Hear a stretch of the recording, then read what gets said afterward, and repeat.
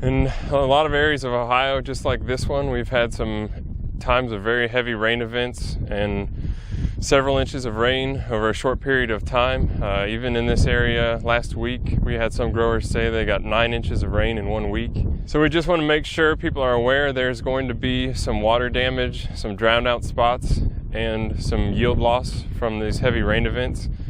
A lot of fields, like the field behind me, look good from the road, look like they have a very good yield potential, but there is some concern that out inside the field there's some wet spots that got drowned out that may have significantly reduced yields or may have no yields at all, depending on how wet they got and how long the water was standing. With this type of weather we've had, the wet weather, the humidity, we are concerned about some leaf diseases showing up. We walked these fields here today in this area and found a little bit of gray and found some rust showing up.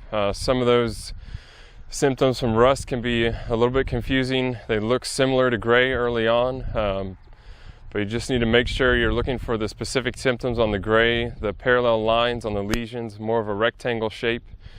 We didn't find any northern in this area right here, but down the road there was a field that had a few northern lesions in it, but not bad. So overall in this area, there's not a need to spray. Right in these few fields here and down the road, we didn't find enough leaf disease issues to warrant a fungicide. In other areas, you may need to spray if you've got more disease pressure or a hybrid that has less resistance. Another concern we have with the wet weather is denitrification and nitrogen leaching from the soil. And in some of these wet areas, even if the corn was not severely stunted, we're starting to see where there's a lack of nitrogen. So if you look at the lower leaves, you can see the nitrogen deficiency showing up. It's a yellow colored V shape that starts from the leaf tip and works in. And some of the plants are starting to yellow themselves. And so we have concerns about some of those wetter areas, even if they weren't severely stunted earlier in the season, that there's going to be a yield impact there because of the loss of nitrogen.